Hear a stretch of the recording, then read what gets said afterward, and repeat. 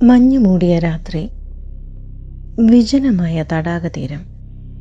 Police ജീപ്പിൻ്റെ ഹെഡ്ലൈറ്റുകൾ ഒരു tan നിറത്തിലുള്ള വാനിൽ പതിക്കുന്നു. ഡിറ്റക്റ്റീവ് പെന്നി കോൾ വാനിനടുത്തേക്ക് നടക്കുന്നു. വാനിൻ്റെ പിൻസീറ്റിൽ ബെത്തനി ഡീറ്റൻ കിടപ്പുണ്ട്. ശാന്തമായി ഉറങ്ങുകയാണെന്ന് തോന്നും.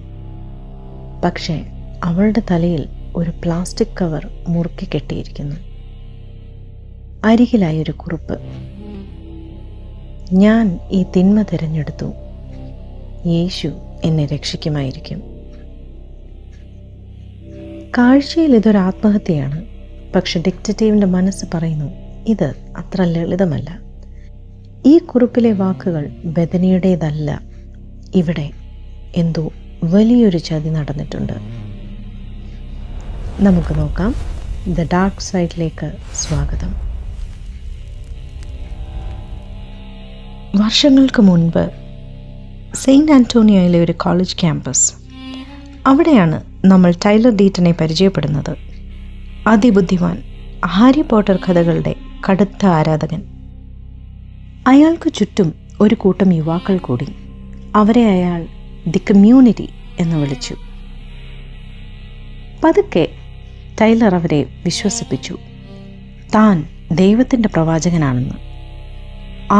ആരെ വിവാഹം കഴിക്കണം, ആര് എന്ത് ജോലി ചെയ്യണം എന്ന് ടൈലർ തീരുമാനിച്ചു.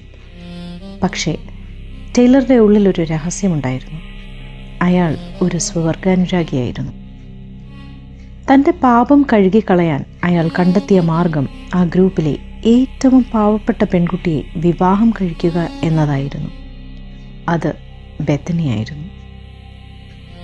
1985 ഒക്ടോബർ 5 ടെക്സസിലെ സാൻ ആൻ്റോണിയോയിലാണ് ബെത്തനി ജനിച്ചത്. വളരെയധികം മതവിശ്വാസമുള്ള ഒരു കുടുംബമായിരുന്നു അവരുടേത്. കുട്ടിക്കാലം മുതൽക്കേ വായനയിലും എഴുത്തിലും മിടുക്കിയായിരുന്നു അവൾ. വെറും 13 വയസ്സുള്ളപ്പോൾ തന്നെ ചാൾസ് ഡിക്കൻസിൻ്റെ മിക്ക നോവലുകളും അവൾ വായിച്ചു തീർത്തിരുന്നു. കോളേജ് കാലഘട്ടത്തിലും എഴുത്തിൽ വലിയ സ്വപ്നങ്ങൾ കണ്ടിരുന്ന ശാന്തസ്വരൂപിണിയായിരുന്ന ഒരു പെൺകുട്ടിയായിരുന്നു ബെത്തനി. ബെത്തനിയുടെ ജീവിതത്തിലേക്ക് ടൈലർ ഡീറ്റൻ കടന്നു വരുന്നത് അവരുടെ ഒരു ചെറിയ പ്രാർത്ഥനാ ഗ്രൂപ്പിലൂടെയാണ്. ബുദ്ധിമാനും വാക്ചാതുര്യമുള്ളവനുമായിരുന്നു ടൈലർ. അവനൊരു സ്വവർഗാനുരാഗിയായിരുന്നെങ്കിലും അവൻ വളർന്നു വന്ന ചുറ്റുപാടിലെ കർശനമായ മതവിശ്വാസങ്ങൾ കാരണം അത് അംഗീകരിക്കാൻ അയാൾ തയ്യാറായിരുന്നില്ല.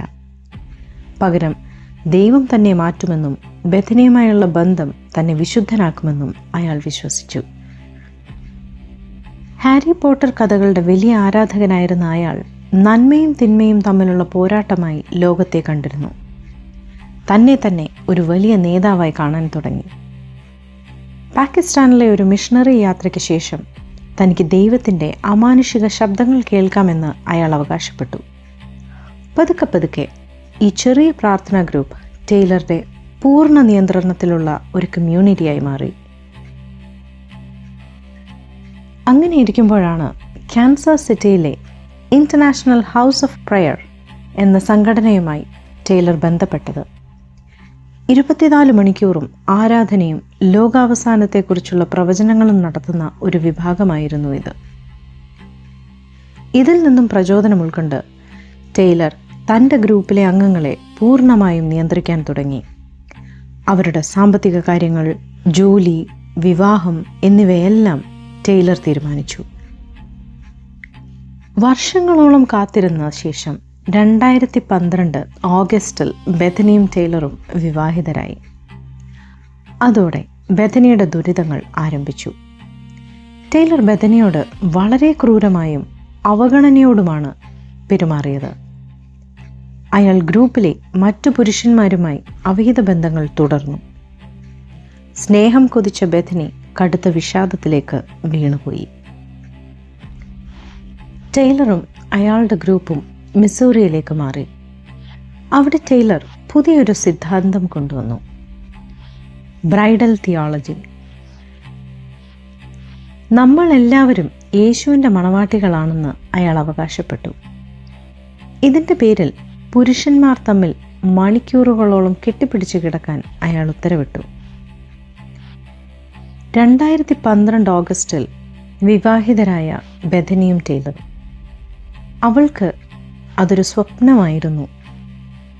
പക്ഷേ ഹണിമൂൺ കാലം ഒരു നരകമായി മാറി. ടൈലർ അവളെ തൊടാൻ പോലും തയ്യാറായില്ല. സ്നേഹത്തിനു പകരം അവഗണന മാത്രം. താൻ സ്നേഹിച്ച മനുഷ്യൻ ഒരു അഭിനയമായിരുന്നു എന്ന് ബെഥനി തിരിച്ചറിഞ്ഞു. കടുത്ത മാനസിക വിഷമത്തിലേക്ക് വീണ ബെഥനി വിഷം കഴിച്ചു മരിക്കാൻ വരെ ശ്രമിച്ചു. ആശുപത്രിയിലെത്തിയെങ്കിലും ടൈലർ തൻ്റെ സ്വാധീനം ഉപയോഗിച്ച് അവളെ പുറത്തിറക്കി. ഇവിടെയാണ് ഏറ്റവും ഞെട്ടിപ്പിക്കുന്ന കാര്യം നടക്കുന്നത്. ടൈലർ തൻ്റെ ഗ്രൂപ്പിനോട് പറഞ്ഞു, ബെഥനിയെ ഞാൻ ശ്വാസം മുട്ടിച്ചു കൊല്ലുന്നതായി എനിക്കൊരു ദർശനം കിട്ടി. ഇത് ഒരു മുന്നറിയിപ്പായിരുന്നു, അതോ അയാളുടെ പ്ലാൻ ആയിരുന്നു? 5 ദിവസത്തിന് ശേഷം ബെഥനിയെ വാനിനുള്ളിൽ മരിച്ച നിലയിൽ കണ്ടെത്തി. അവളുടെ മരണവാർത്ത കേട്ട ടൈലർ കരഞ്ഞില്ല. പകരം ഹാരി പോട്ടറിലെ ഒരു കഥാപാത്രത്തിൻ്റെ മരണത്തോടാണ് അതിനെ ഉപമിച്ചത്.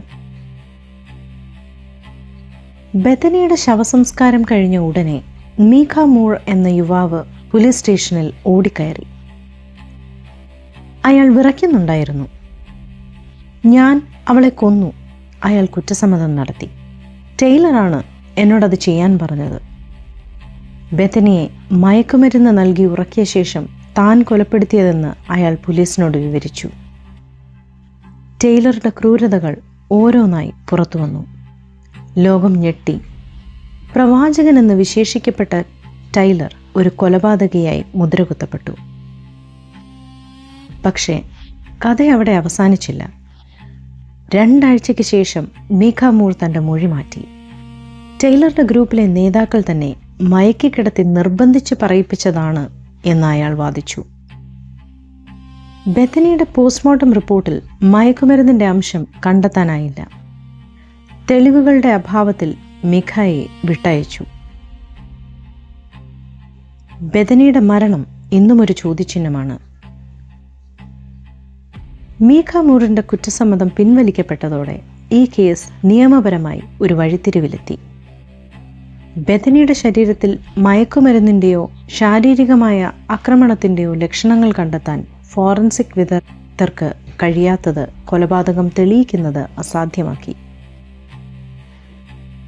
ഔദ്യോഗിക രേഖകളിൽ ബെഥനിയുടെ മരണം ഇന്നും അൺഡിറ്റർമിൻഡ് എന്നാണ് രേഖപ്പെടുത്തിയിരിക്കുന്നത്. അതുകൊണ്ട് തന്നെ ഇത് ആത്മഹത്യയാണോ അതോ ആസൂത്രിതമായ കൊലപാതകമാണോ എന്ന കാര്യത്തിൽ ഇന്നും തർക്കങ്ങൾ നിലനിൽക്കുന്നു. കമ്മ്യൂണിറ്റി തകർന്നതോടെ ടൈലർ ഡീറ്റൺ അപ്രത്യക്ഷനായി. വർഷങ്ങൾക്ക് ശേഷം അയാൾ തൻ്റെ സ്വവർഗാനുരാഗം പരസ്യമായി അംഗീകരിക്കുകയും ഒരു പുരുഷനെ വിവാഹം കഴിക്കുകയും ചെയ്തു. താൻ ചെയ്ത തെറ്റുകൾക്ക് അയാൾ നിയമത്തിന് മുന്നിൽ ശിക്ഷിക്കപ്പെട്ടില്ലെങ്കിലും ഒരു യുവതിയുടെ ജീവിതം തകർത്തതിൻ്റെ ഉത്തരവാദിത്വത്തിൽ നിന്ന് അയാൾക്ക് ഒഴിഞ്ഞു മാറാനാവില്ല. ഈ കേസ് നൽകുന്ന ഏറ്റവും വലിയ പാഠം വിശ്വാസത്തിൻ്റെ പേരിൽ മനുഷ്യരെ വൈകാരികമായും മാനസികമായും അടിമകളാക്കുന്ന കൾട്ടുകളുടെ അപകടാവസ്ഥയെക്കുറിച്ചാണ്. ബെഥനിയെപ്പോലെ ബുദ്ധിയുള്ള കഴിവുള്ള ഒരു പെൺകുട്ടി പോലും അന്ധമായ വിശ്വാസത്തിന് മുന്നിൽ എങ്ങനെ നിസ്സഹായമായി പോയി എന്നത് നമ്മെ ചിന്തിപ്പിക്കേണ്ടതാണ്. ബെഥനി ഡീറ്റൻ്റെ കുടുംബത്തെ സംബന്ധിച്ചിടത്തോളം ടൈലർ ഡീറ്റൺ അവളെ നേരിട്ട് കൊലപ്പെടുത്തിയില്ലെങ്കിൽ പോലും അവളെ മരണത്തിലേക്ക് തള്ളിവിട്ടത് അയാളുടെ ക്രൂരമായ മാനസിക പീഡനങ്ങളാണെന്ന കാര്യത്തിൽ അവർക്ക് തർക്കമില്ല. നിയമം പരാജയപ്പെട്ടിടത്ത് ബെഥനിയുടെ ഓർമ്മകൾ ഇന്നും നീതിക്കായി കാത്തിരിക്കുന്നു. നന്ദി.